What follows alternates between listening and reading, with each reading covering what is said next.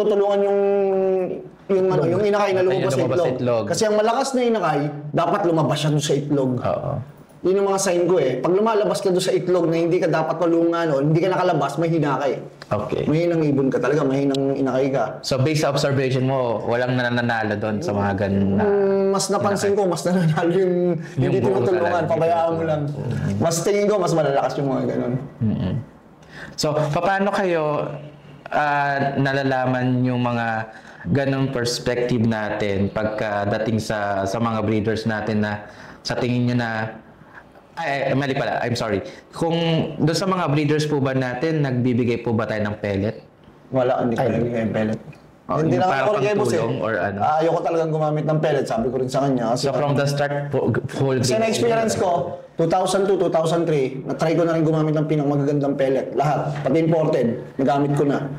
Tapos, nagpunta rin ako ng Dubai, ganun din, nagamit ko rin yung magagandang pellet. Ang ibon lumalaki. Okay. Para sa akin, mahaba leg, mahaba buntot, haba ng paa. Masyado silang nagiging siguro dahil doon sa moisture ng pellet tsaka doon sa high protein na masyado hindi na nagiging compact yung inakay kasi mapansin mo ang ibon na lumaki sa whole grain ang tigas ng katawan yung ang ganda ng katawan ng pagkainakay niya sobrang kinis tas bumbu hindi kagaya na pag gumamit ka ng pellet ang haba parang ampaw parang ampaw talaga siya ampaw na ampaw. Napansin ko talaga, na-observe ko na sa pellet yun. Pero hindi ko inaano yung gumagamit na ibang pellet. Ito, nakabase lang din ko sa experience. Yes, okay. Kung mas maganda yung nagiging result nila sa paggamit ng pellet, tuloy nyo lang. Kasi yun yung yun yung na-experience nyo. Pero base lang sa experience ko, hindi naging maganda. Okay. Kaya mas nag-focus ako dun sa whole grain. Okay. Tsaka yung whole grain, mas magagamit mo pa yan. Isa sa mga gandang tip din yan. Kasi bakit ka mo?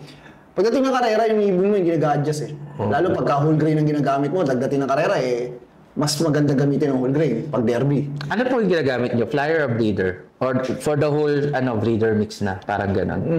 Ang gamit namin talaga ni boss. Flyer tsaka breeder. Flyer breeder. For breeder mix talaga. And then for flyer mix.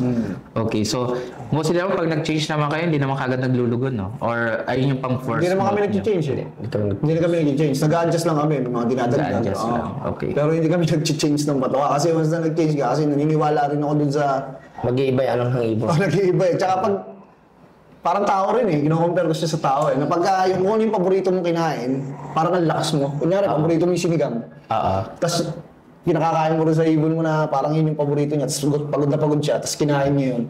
Di ba parang pag tao, bilis lumakas pag paborito mo yung nakain mo. Parang naniwala. Ngayon pag binago mo yun, parang hindi na siya kumain. Yes. Kasi maninibago siya eh. Parang hindi ito yung gusto ko Kasi nakapansin ko rin yun eh. Dati pagka nagpakain ka ng hindi nila nakasanayan, parang hindi sila komportableng kainin. Kinain nila, magbabago talaga. Naninibago eh. Digestive nila. Yun pa, sa digestion pa. Adjustment pa yun. Yes, Pagdating naman sir sa mga young birds natin, nagpe-feathering po ba kayo?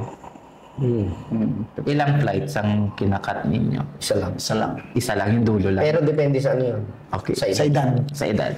Okay. Pag north, mostly north and south yan, nagkakat kayo. North and south. North and south. Okay. Kasi binibilang din namin yung month.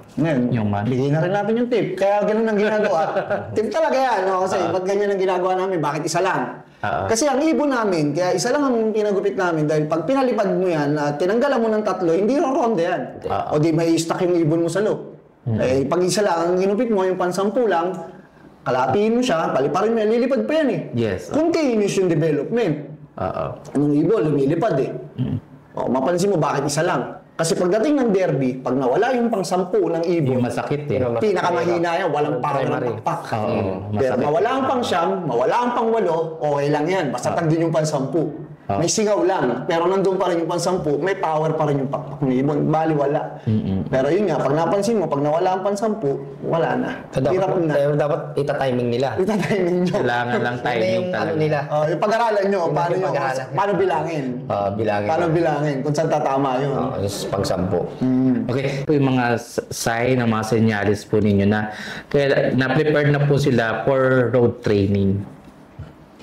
Siyempre, kukunin mo rin yung schedule ng derby, number 1. Yun ang number 1 ko eh. Kasi pag ako gumagawa na si Russell, binabatok ko sa akin, ito yung schedule natin. Nagbabase ako dun sa schedule ng page A.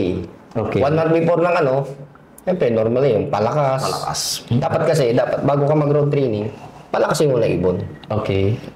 Di pwede yung sasama ka ng training. Ang ibon mo, nilipad 15 minutes lang. Malakas ang katawan mo. Malakas ang katawan. Kasi So, kailangan mga at least 1 hour na nag-raging na yung ibon. tsaka before lagi preparation. natin itatatak sa utak natin, nagbibuild tayo ng athlete. O may atleta ba na mayroon, for example, marathon, meron ba naman, kaya ba naman tumakbo ng isang oras niya ng straight? Pag hindi mo kaya tumakbo ng isang oras na straight, hindi ka pwedeng umubra sa marathon, di ba? Kaya kailangan ganun din. Kailangan bago mo isabak sa training yung kalapati mo, yung ibon mo, yung atleta mo, kailangan lumilipad na isang oras. Yes. Kasi mahirap pag nag-start ka ng toss, may naibong mo. Kasi pag nag-toss ka, kahit malakas ang ibong mo sa lipad, at saka lilipad ibong mo ng 2 oras, 3 oras sa luply. Hindi mo naman tinutos. Kasi meron iba, kasi ang importance ng toss, Markings. hindi tsaka utak. Inaano mo siya. Dinidevelop mo yung utak nila eh. Yung familiarization ng Oo. ng lugar, utak talaga. Tsaka mas doble pagod nila kumpara sa luply. Kasi luply, ikaw, ikot ka lang na ikot, hindi ka nag-iisip. Sumasabay lang eh. Sumasabay ka lang. Pero pag tinus mo na yan, gagamit na ng utak. Mas pagod. Oo. Ganun din ang tao, di ba? Pag isip ka ng isip, Kasi sa ano mas talaga. mapapagod ka. Yes, stress. Ang normally, di ba? Ang normal na ginagawa natin is pinapalakas natin ng ibon. Di ba? Nag-low fly, lumalakas. Ngayon, pag nag-start ka ng road training, ano na itinuturo mo sa ibon? Yung marking na. Marking. Utak na. Kasi may ibon na sumasabay lang eh. Ngayon, kailangan turuan mo yung ibon na mag-isip. Paano yung way pa uwi? Yun yung tinuturo mo nun sa road training. Sir, gaano kadalas mag-road training si Sir John Alegre and Sir Russell? Depende, Sa isang linggo. depende kung wala pang derby, magkaiba yan namin yung ginagawa namin. Training sa derby. Training bago mag-derby tsaka ongoing yung derby. Okay. Pag before, Kailan kayo nag-umpisa mag-road training? Bago mag-club training, definitely. Opo. Hindi. Nauna lang ka. Nagsasabay lang po sa'yo, no? Sabay? Sabay lang po kami. Sabay lang. Pagka Sabay lang kami. nakita na Sabay namin lang yung tayo schedule na, ng ng PHA, PHA. halos sabay na lang po kami. Hindi na namin hinagaan kasi naniniwala rin kami ni Boss Dong Op eh. Tsaka Pag nauna ka na upang ibon eh. Hindi, tsaka importante rin sa pigeon racing. yung timing. Timing. Ng pick ng ibon. Yung pick ng ibon. Kasi pag nauna ka mag-pick. Oo. Ay kaso sila pa simula pa lang. O, edi-pick ka na eh. Ano susunod sa Baka pick? mamaya, yung iba kasi, lakas ang ibon ko sa luply. Hindi, boss. Tsaka ano susunod sa pick? Pagka nag-pick ka na, ano susunod sa pick? Siyempre, baba na. Yes. Dapat itatiming mo yung lakas ng ibon mo sa derby. Yes. Kasi mamaya, merong mga lakas ng ibon ko sa luply. Tapos, hindi naman nagtutos. Ay, sir, sa experience nyo, ano yung mga senyalis na ang ibon natin nasa peak na natin? Pick time. Yun, yung malakas lumipad. Tapos, puting-puti na ilong. Yung ilong, tsaka yung paa niya, nagpupulbos. Yung powder, Yung- nagpa-powder yung pakpak niya, yung...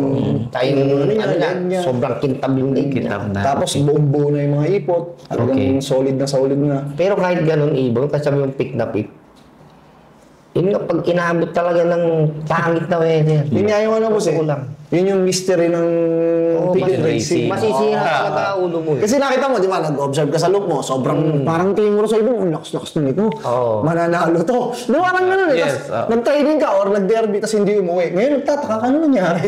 Kasi hindi nga natin hawak, saan ba dadaan? Yes, Yung dadaanan niya, ano ba yung lugar na dadaanan niya, kung ano ba yung mararanasan niya ro sa daan na yun, o, di ba? Pwedeng aksidente. Mahirap din, mahirap talaga. Mayroon nga marami nagsasabi, di ba? Wrong pick. Wrong pick na. Yan, lagi mo narinig. Yes. Lagi natin narinig pag karera, sa pooling. Pero sir, naniniwala ba kayo may mga line na magaling sa smash, may mga line na magaling sa good weather? Ako hindi. Ako hindi. I think Hindi ako naniniwala. swertehan na eh. Swerte yan. Pag nakalusot sa'yo yung sa ano, no? Hindi, ito kahit ilang taon lang ako sa based on experience. Kasi ako talagang wala akong ginawa, isip ako. Minsan magigising ako magigising ako madaling araw. Ano nangyari sa lipad namin nakaraan? So isip ako, isip padali. Gigising ako, isip ako na isip.